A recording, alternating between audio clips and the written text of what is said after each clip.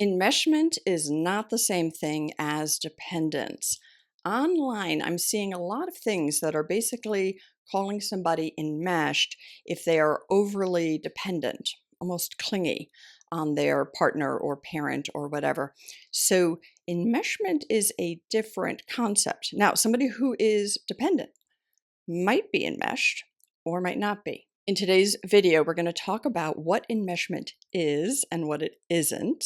I'm going to tell you what the opposite of enmeshment is because that's very helpful actually in understanding enmeshment. And then I'm going to talk through 3 examples and give you a chance to guess who's enmeshed, who's not, and then give you my opinion.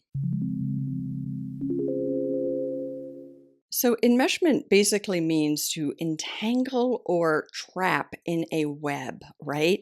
And when it's used in the context of relationships or family theory, which it's used a lot in family theory, it really indicates where people are kind of blurred with others. Their emotional boundaries aren't clear. People feel each other's emotions. Who's responsible for the emotions is confused. And we'll talk about that a little bit more.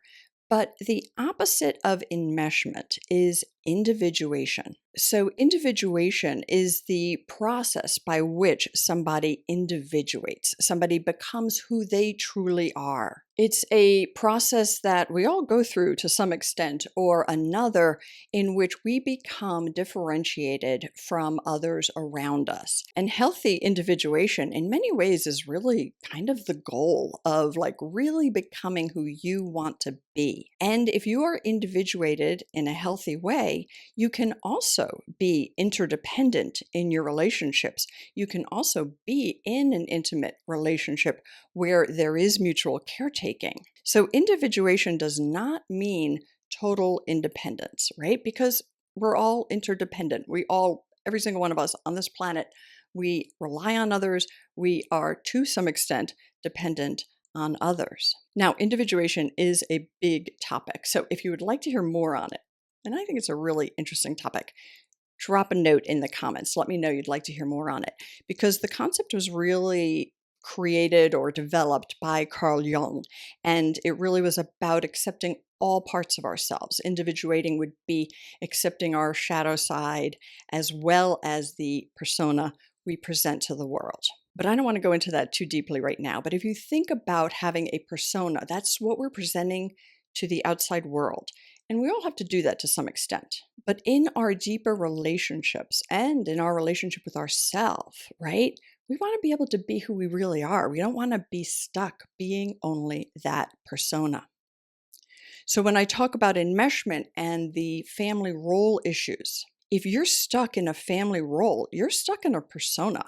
You're really only allowed to show one side to your family members. So if you keep in mind that individuation is being able to be fully yourself and that that's the opposite of enmeshment, it's going to help you as I go through these examples. So the first example I would like to share with you is Susie. Now, Susie is sort of the pillar of her family, right? She is an adult, she has her own children, and she has her family of origin. She is relied on by her parents and her siblings to kind of organize everything. She is turned to for her advice all the time. Her sister really depends on her to help her with her finances, help her set a budget. If somebody is sick, everyone turns to Susie for Susie to go take care of that relative. She organizes all the family get-togethers, and therefore she's also blamed for when they go wrong, right? So Susie has a lot of responsibility in this family. So tell me, who is enmeshed? Susie, her sister, her parents?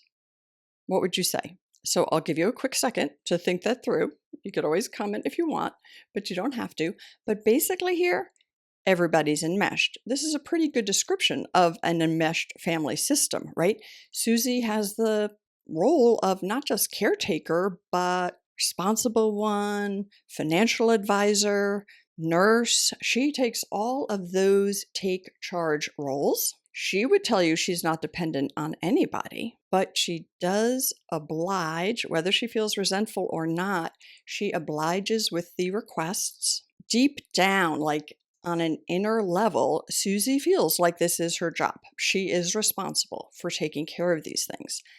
That's her enmeshment. And then the rest of the family is also enmeshed. And they would all have their own sort of like flavor of enmeshment, but there would be a flavor there. Let's go to scenario number 2. Sarah's a teenager and her dad has depression. I think I'm giving everybody an S name today. Sarah's dad relies on her to cheer him up.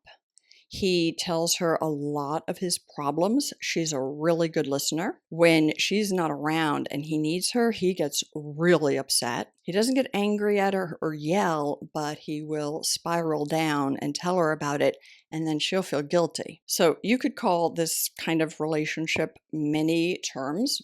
Parentification, yup. Emotional incest, yup. But the basics of it, enmeshment, right? So who's enmeshed? The father or Sarah? What would you say? Now, obviously, the parent is the one responsible for setting the environment. And if you grow up in an environment like that, you're gonna end up enmeshed. You just will, right? Oh, I didn't give the answer. So I don't know who you guessed, but both of them are enmeshed. So just coming back to like responsibility and role, it's really the parent's job to set the environment and not make the child feel like they're the emotional caretaker. So when we grow up in these households, it's not like we choose enmeshment, not at all. And honestly, I'm sure that however Sarah's dad grew up, it was its own form of enmeshment. But for right here with this responsibility piece, the dad is really the one responsible for emotionally manipulating his daughter.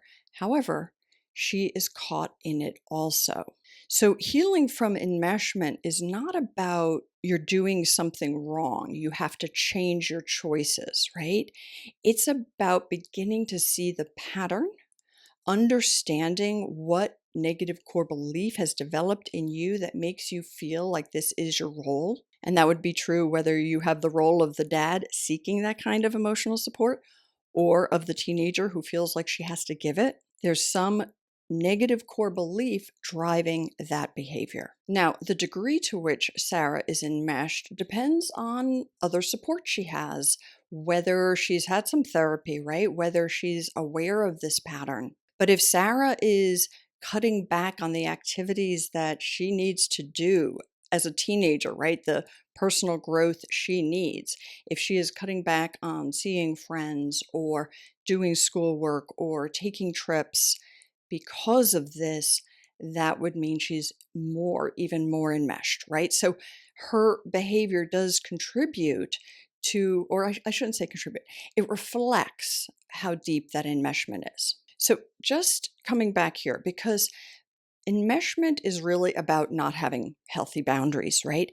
And boundaries are really about knowing where we end and where the other person begins, what we're responsible for and what the other person is responsible for. Very often as we grow up, like as Sarah grows up from this, without some significant personal development, growth, work, help, support, she may end up recreating this type of dynamic in one way or another in her future relationships. So healthy boundaries ends up being a key to becoming unenmeshed. And I do, just as an aside here, I do have a boundary quiz, which identifies the positive core belief you have about yourself, depending upon what your boundary style is. And that positive core belief might reflect a negative core belief. So I'm going to put the link for the boundary quiz here on the screen. I'll also put it in the description to this video. I think you'll find it interesting. Have a look. Okay, so let's talk about scenario number 3. Serena and her boyfriend. So Serena is very, very upset that her boyfriend goes out too often with his friends. She gets super, super upset. So her boyfriend begins to lie to her. He begins to tell her that he has to stay late at work. He makes up a lot of very specific stories about what it is he has to do at work.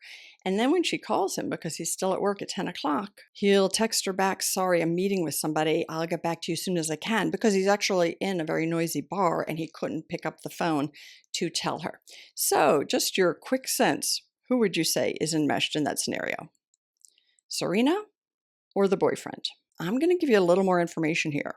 And honestly, in that scenario, there's only one person I would say is definitely enmeshed, and it might surprise you which one I pick. But I would say the boyfriend is definitely enmeshed. He is choosing to lie rather than be who he is, right? Somebody who's individuated, somebody who is comfortable with who they are, would be like, hey, sweetheart, you know what? I am going to go out with my friends once a week. That's what I want to do. It is not a threat to you, and that's who I am, and that's what I'm going to do. But he's trying to sort of manipulate the situation so he can keep Serena close to him, attached to him, and be able to do what he wants. So, and actually, if we think back to Jungian shadow side, here's somebody who's acting out his shadow side, but not really accepting it or integrating it. And you can't have healthy intimacy if you don't let the other person know who you are. So the person in that scenario who is lying about what they're doing is hiding parts of themselves from their partner. So without a doubt, that person's enmeshed. Question, is Serena enmeshed too? I think many people would automatically say yes. But let's talk about the situation here. Let's say early in their relationship, they fell in love like everybody does. It's just whomp, they're just like always together. And then as the relationship begins to mature, right? Each person has to go off doing what they want to do. And let's say Serena was perfectly fine with that. They were beginning to bring back in seeing their own friends individually doing things without each other, which is a normal process in a relationship. It usually happens somewhere between the 3 months and 18 months period. But let's say Serena was perfectly fine with that. And then she began to pick up on some signs that things were not okay. Maybe she began to see that her boyfriend was sort of hiding his phone from her, or his behavior towards her started to change. But some things began to make her more and more suspicious. And then for somebody who rarely had to work late, all of a sudden he's working late all the time. So her anxiety around the situation is escalating. That would happen for anybody. Okay. So is there like a tiny degree of enmeshment in that? Okay, but we are all interdependent. And when a relationship begins to take a different turn, I don't know anybody who like is like drop of a dime, I'm out of here. People are like, okay, wait, I got to figure this out. So you start to do things to try to figure out what's really happening.